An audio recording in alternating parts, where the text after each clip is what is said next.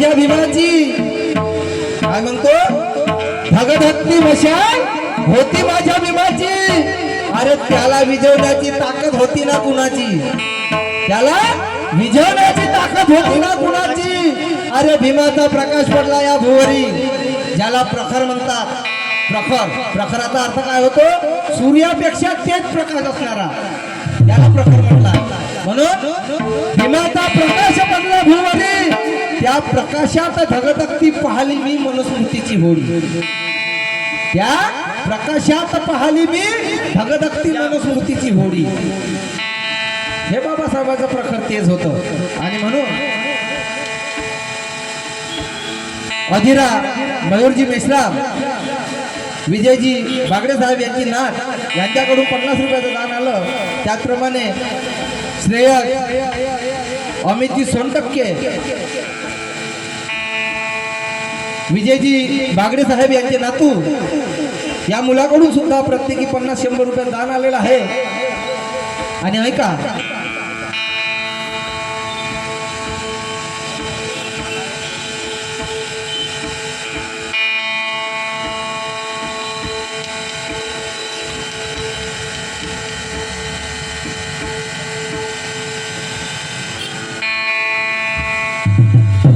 बाबासाहेब आंबेडकर मूर्ती पूजेपेक्षा कीर्ती पूजणारे होते आणि आपण बाबासाहेबांच्या मूर्ती पूजतो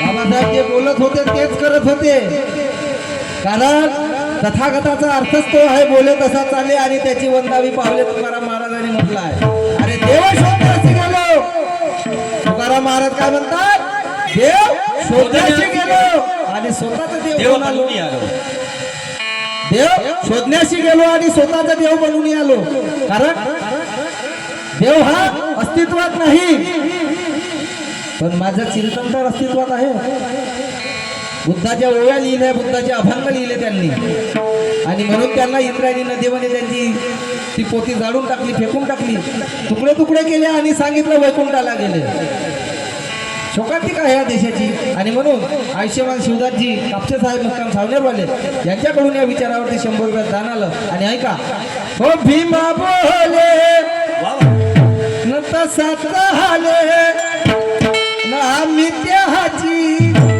भीमाचे हेले माझ्या समाजाला एक प्रश्न पडला बाबासाहेबांचे चेले आहात का तुम्ही जेवण केलं नसेल तर जेवण आहे मी देतो जेवण तोंडातून आवाज करा चेले हा का बाबासाहेबाचे अरे हात नका वरचा करू तोंडानं बोला ना हो नाही तर नाही म्हणा ना एवढे जण बसल्या एकाचाच आवाज आला बाबासाहेबाचे चेले हा का तुम्ही नाही या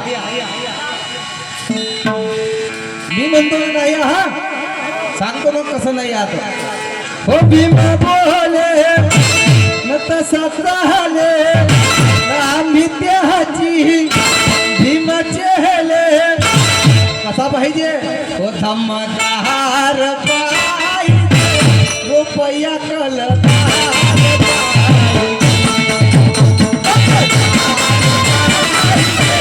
रुपया कलदार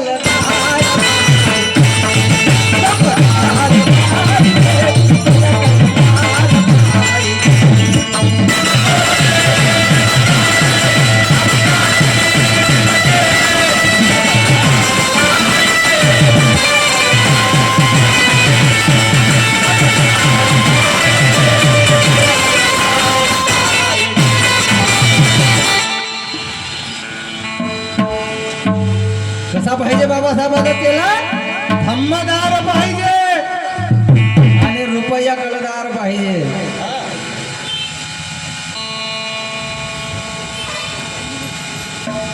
आणि म्हणूनच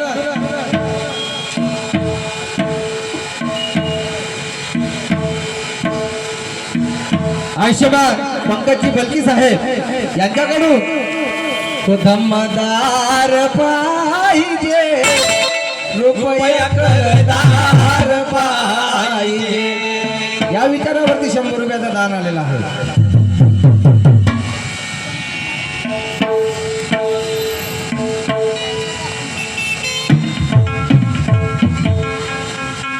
अनुयायी पाहिजे भीमाचा खरा.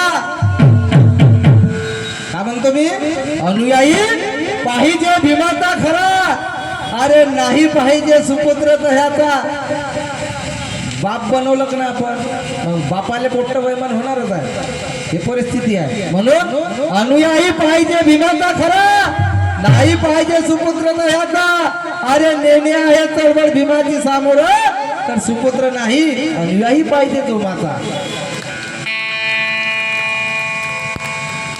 नाही तर 5 एकट्यासाठी बापाले मारायला पोट्ट भेट नाही आणि मारते. जगाची रीत आहे. म्हणून बाबासाहेबांचा लेकरू नका बनवू.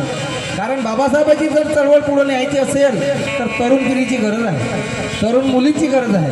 हिंदू कोडमिलाच्या माध्यमामधून बाबासाहेबांनी जो न्याय मिळवून दिला हा तुमच्याच मुलीसाठी आहे का?